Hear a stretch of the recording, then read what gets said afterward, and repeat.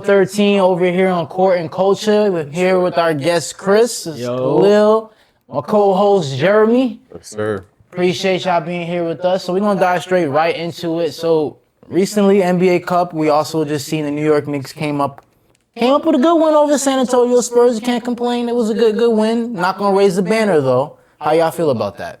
How y'all feel about the win? I know y'all team lost. He the Magic fan, by the way. I mean, I'm not gonna lie. I don't, because I'm a diehard Magic fan, it hurt to watch it, but I know they're favorite out the East. So let's just put it like that, you know. I'm a diehard Magic fan, but the season pull off for the Cup, to me, I know that's not the end game. Mm-hmm. You know, it's just the fact that they just looked at it as like, you know, a little bonus check, because end of the day, that's not what it's about for them. So it was a good win though. And it was definitely fought, well earned and fought, you know, not a walkthrough. Hey, some people thought that the San Antonio Spurs weren't getting good calls. That they thought the Knicks game was like low-key kind of rigged, them winning, to be honest with you. I mean, personally, I don't think it was like a rigged anything, but I do think OG, like, I don't know how they did the MVP. I feel like OG should have got MVP, though. I mean, he was like a walking bucket. He had like 28 points, 8 rebounds, 9 rebounds, I think. And then he was just the leading scorer for the Knicks that game. So I don't know if they base it off of like the whole group play, if that's how MVP works, or if it's just off of that championship game. But hey, it's Vegas. What you think? I don't know. I'll take the win, dude. Honestly, I mean, the way I looked at it personally is like, all right, cool, you guys got something. Now let's move on to the season and just keep that shit going, because realistically, we all know they need to win the championship. Yeah, Let's call it what it is. To address your question as far as like why they chose not to raise the banner, I think that's their mentality. Yeah. They're just looking to kind of like just act like it was another game and just keep it pushing. At the end of the day, the choice of raising the banner could be done at any given moment. Like they could raise the banner over the summer at the end of the season. They could raise 2 banners at once if they win the chip. So I like that humbleness of like, you know, putting your head down, continue to grind. That was an unexpected game for the Knicks, despite the fact that they were at home. So I think that they were a slight favorite for some odd reason. No, it was in Vegas. Oh, it was in Vegas, but they had the Knicks as a home team. I don't know, again, to what extent that would matter, because the Knicks were favorited there by like 2.5 points. I mean, just because the Knicks fans travel, New Yorkers are honestly, they're everywhere.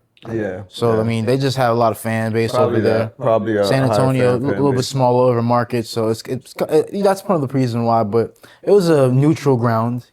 Yeah, I like to see that W. That win was important for them, even despite the fact that they're being humble about it. I think that W means a lot to them as far as how they're going to continue the rest of the season, and then how they're going to handle, when in doubt in the playoffs.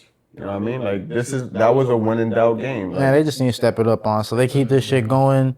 I think Karl Anthony Towns has been getting some points up too. So if they just keep that shit going, keep that mentality, one game at a time, they should be straight. Hopefully we can stay healthy. I know obviously that's like the biggest thing for a lot of these teams, is being healthy. Brunson's been playing out of his body. I think that team, as long as Brunson is healthy, could be built around 2 to 3 players. That boy Tyler Kolek was looking nasty too. He put up a nice game. It just goes to my point that team is filled overall, in the sense of role players, leaders, all-stars. You know, they're consistent, they're big man. Even though you have Cat, who we have a lot of criticism for, I personally feel like, the rest of the squad, they've been doing their part as well. That's why it's important. Like, you could take off a Josh Hart out of that team, and some way, somehow, someone else would fit in to make up for that part that Josh Hart is out. So I'm not even too worried about them being injured throughout the season. No, you can't take out a Josh Hart, bro. They struggle without Josh Hart. Again, but they showed that tenacity.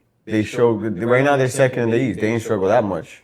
They struggled. You didn't see the game. They just lost against 76ers last night. 76ers, that's a good squad. They're a young squad. They're a stacked squad. Good squad. Have you been watching the 76ers? They trash. They healthy?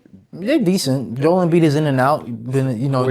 Paul George is playing. So. Just take out Joel Embiid. You just include Paul George, their point guard, and VJ Edgecombe. You got yourself a pretty decent team. Better than the Cavs.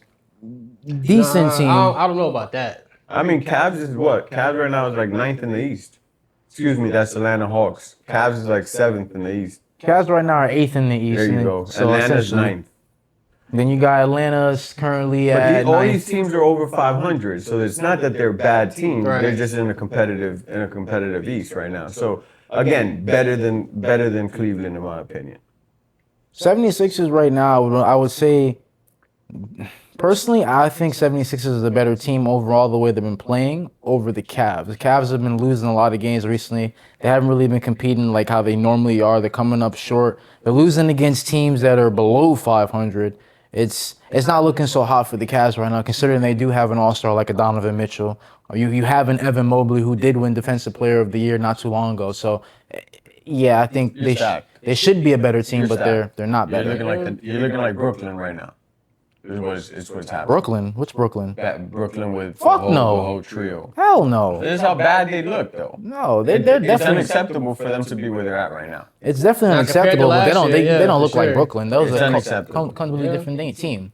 With the Brooklyn, you had KD, James Harden, Blake Griffin even at one point. A lot of Kyrie's. And then you had also Cavs ain't stacked like Problem that. is Donovan needs help. Yeah, he Garland does. is not the Garland's man. not the guy. He's He's not not the the guy. guy. He's not the guard for them. He's inconsistent. He Mobley, can't, and if he's not consistent, then the next thing that you run into is that injuries, unfortunately. I'm talking about Donovan is out there busting his ass every night. Yeah, I see that. Garland comes out there. But you know and who else is busting you their can ass every expect him night? to be a pass first guard. You're not gonna expect him to really even facilitate like you really want to. But how much is Donovan Mitchell putting up recently? Because I can tell you another point guard right now, another guard in the league that's putting up more points than he is that I would say is busting his ass more than Donovan Mitchell. Who? Steph Curry. Have you not seen what he's been doing recently? yeah, that one. But they're not in the same boat. Donovan Mitchell does have a better team than Steph Curry does on and he's paper. in the West.